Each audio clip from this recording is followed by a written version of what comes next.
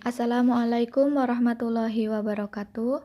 Kami dari mahasiswa Institut Agama Islam Negeri Metro, Prodi PIAUD semester 4, kelas B, yang beranggotakan saya, Destia Fitri Lutfiana, dan rekan-rekan saya, Titi Fatimah, Emilia Ovita, Rizky Anissa Fitri, dan Vina Erviani. Tujuan kami membuat video ini untuk memenuhi tugas ujian akhir semester mata kuliah kewirausahaan. Kunjungan observasi pertama yang kami lakukan yaitu ke tempat pemilik usaha industri rumahan yaitu Mirai Laser Cutting. Sebelum kami mengunjungi ini, kami menghubungi dulu pihak dari pemilik Mirai Laser Cutting ini. Nama pemilik Mirai Laser Cutting yaitu Kak Dodi Harto. Kak Dodi mendirikan usahanya sejak tahun 2020.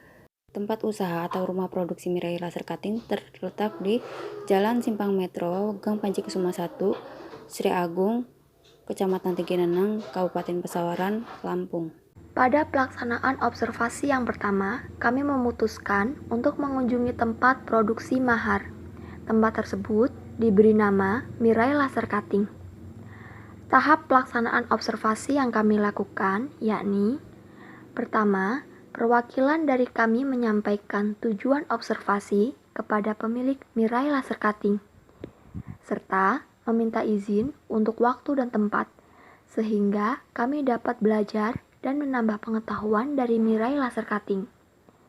Pemilik Mirai Laser Cutting atau yang akrab dipanggil Kak Dodi menerima dan menyambut dengan baik kehadiran kami. Kak Dodi pun mengajak kami untuk ke tempat pembuatan mahar sembari menyampaikan alasan beliau membuka usaha mahar ini. Alasan beliau memilih berwirausaha atau membuka usaha mahar ini, di samping keadaan yang saat ini tengah pandemi COVID-19 sehingga harus bekerja dari rumah, beliau juga ingin mengembangkan kreativitas yang beliau punya dan membuka lowongan pekerjaan untuk mengurangi banyaknya pengangguran di negeri kita. Beliau juga mengajarkan kami bagaimana cara atau proses dalam membuat mahar di Mirai Laser Cutting. Adapun cara atau proses pembuatan mahar di Mirai Laser Cutting adalah sebagai berikut. Pada pembuatan produk Mirai, pertama-tama harus mendesain dulu gambar yang akan di-request oleh konsumen. Lalu setelah itu akan dicetak menggunakan mesin laser cutting yaitu CNC.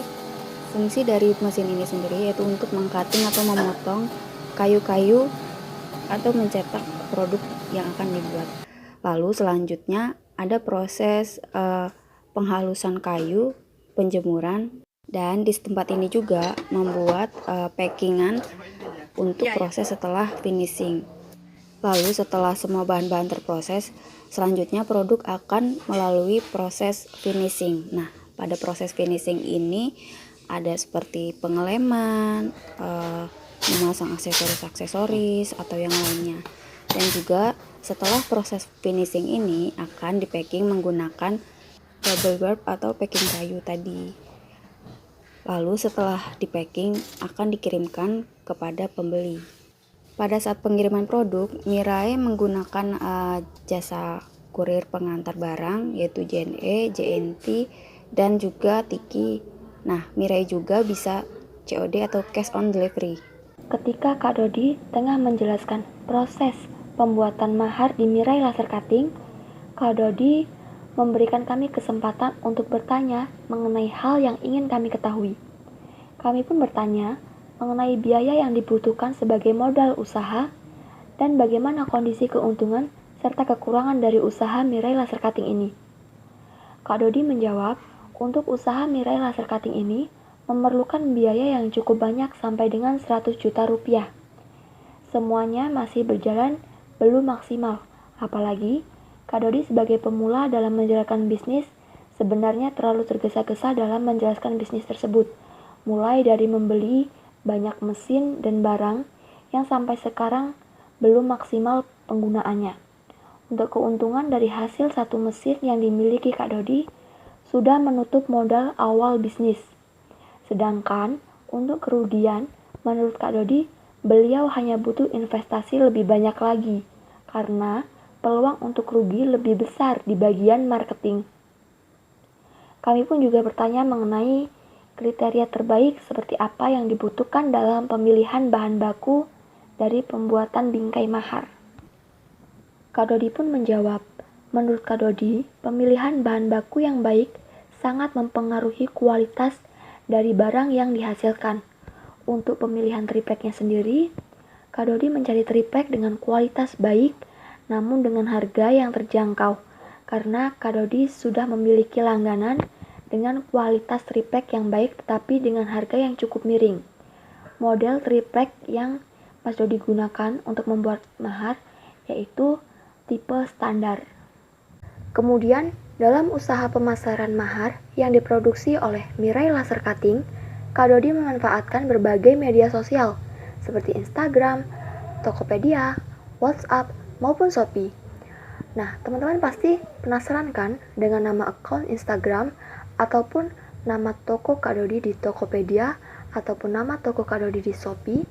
Teman-teman bisa kunjungi Instagram @mirailasercutting atau @metrotopper, atau teman-teman bisa kunjungi di Tokopedia dengan nama toko Metrotopper, atau teman-teman bisa kunjungi di Shopee dengan nama toko Mirai Laser Cutting, atau teman-teman bisa juga kirimkan email ke dodisiberia@gmail.com, atau kalau teman-teman mau datang langsung, alamatnya di Jalan Raya Metro Tegineneng, Gang Panji Kusuma 1, Jambu Alas, Kecamatan Tegineneng, Kabupaten Pesawaran, Provinsi Lampung. Berikutnya yaitu foto bersama Kak Dodi sebagai pemilik usaha Mirai Laser Cutting. Yang pertama yaitu foto penyerahan kenang-kenangan sebagai simbolis bahwa kelas B semester 4 IAIN Metro pernah berkunjung ke tempat usaha Mirai Laser Cutting.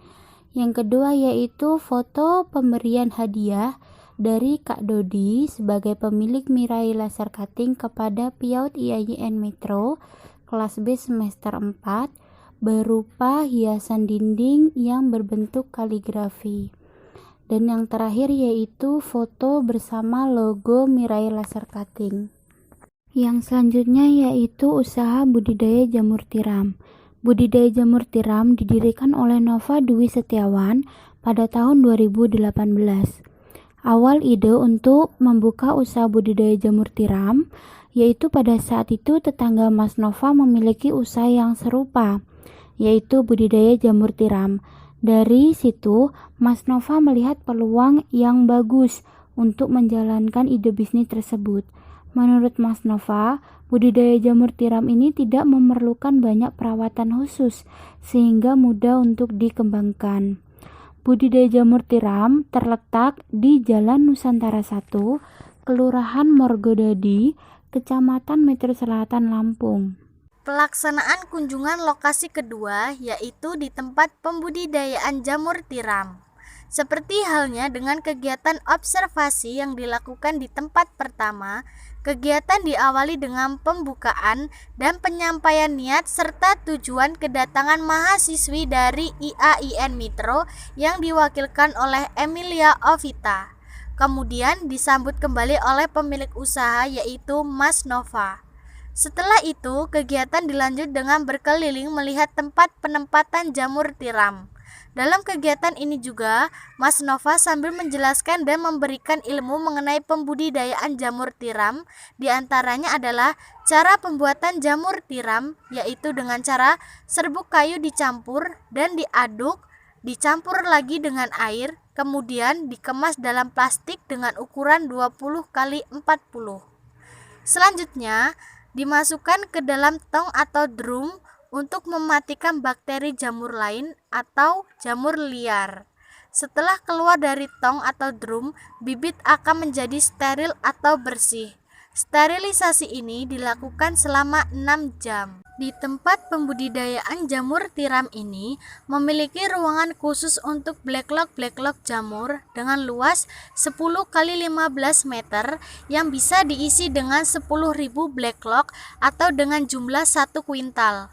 Tempat produksi dan ruangan tersebut terletak di dekat rumah pemilik usaha, yaitu di bagian belakang rumah. Ruangan tersebut tidak memiliki pintu. Tujuannya agar jamur bisa mendapatkan kelembaban dan oksigen yang cukup. Selain itu, pada ruangan tersebut terdapat backlog yang sudah diisi dengan serbuk kayu yang disusun secara berjejer di rak kayu yang dibuat panjang dalam ruangan, dan bagian bawahnya berupa lantai yang sudah disemen. Ada beberapa alat yang digunakan dalam pembudidayaan jamur itu sendiri, seperti drum yang digunakan untuk merebus backlog yang sudah diisi dengan serbuk kayu yang digunakan sebagai sterilisasi. Dalam meningkatkan eksistensi dari jamur tiram, Mas Nova selaku pemilik pembudidayaan jamur tiram melakukan pemasaran dengan cara bermitra dengan 3 orang pedagang sayur dan terkadang juga dilakukan pemasaran sendiri. Selama ini, pemasaran yang dilakukan sudah menghasilkan konsumen yang terjauh, yaitu di kota Bandar Lampung. Untuk jasa pengirimannya dilakukan sendiri oleh Mas Nova. Selain itu, pembudidayaan jamur tiram ini sudah menjadi tempat pelatihan untuk mahasiswa dari IPB.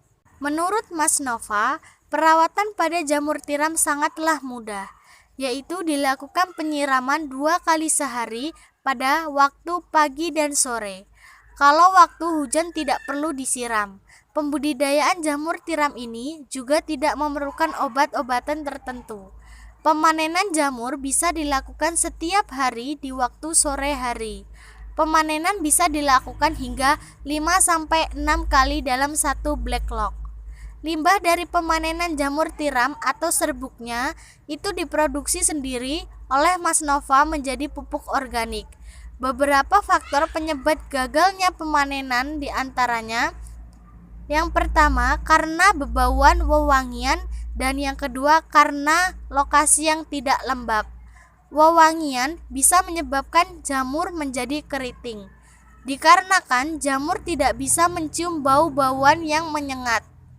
Kelebihan dan kekurangan dari jamur tiram diantaranya: yang pertama, kelebihannya adalah jamur tiram adalah yang paling enak budidayanya, pemasarannya, dan juga perawatannya. Kekurangannya yaitu jamur tiram tidak bisa diawetkan dan hanya bertahan hingga 3 hari dalam kulkas. Pemasaran saat jauh yang memakan waktu dan bobot, dan pemasaran yang membutuhkan waktu dan susutnya maksimal hanya 1 malam. Pada pembudidayaan jamur tiram yang dikelola oleh Mas Nova, 1 bibit jamur bisa menghasilkan 40-50 backlog. Namun dengan catatan tidak semuanya berhasil. Biasanya dari 100 backlog bisa menghasilkan 80 backlog sudah termasuk penanaman yang bagus. Dari 80 backlog bisa ada yang tidak jadi dan kemungkinan bisa menjadi 60 backlog. Dalam 1 backlog, jika nutrisinya bagus, maka pemanenan dapat dilakukan 5 kali. Nutrisi untuk jamur tiram sendiri diantaranya ada dedek, tepung beras, dan menir. Jika dalam proses pemberian nutrisi berlebihan, maka jamur tiram pertumbuhannya akan lambat dan akan digantikan dengan jamur liar. Pemanenan dapat dilakukan setiap hari di sore hari. Setelah jamur dipetik, maka akan tumbuh kembali sampai 20-25 hari. Untuk tumbuh kembali, kriteria jamur tiram yang bagus adalah dengan tidak banyak mengandung air atau tidak basah. Pertama kali pembudidayaan yang dilakukan oleh Mas Nova menghasilkan 1 kilo sampai 1,5 kilo dalam 750 backlog.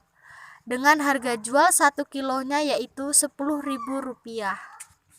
Selanjutnya yaitu foto bersama teman-teman dan Kak Nova sebagai pemilik usaha pembudidayaan jamur tiram, sebagai bukti bahwa PIAUD IAIN Mitro kelas B semester 4 pernah berkunjung mengadakan observasi di tempat usaha pembudidayaan jamur tiram ini. Baiklah, Demikian video yang dapat kami tampilkan. Semoga dari video tersebut kita dapat mengambil pelajaran dan kita bisa termotivasi untuk menuju kehidupan di masa depan yang lebih baik. Apabila ada salah kata kami mohon maaf dan kepada Allah kami mohon ampun. Wabillahi taufik wal hidayah. Wassalamualaikum warahmatullahi wabarakatuh.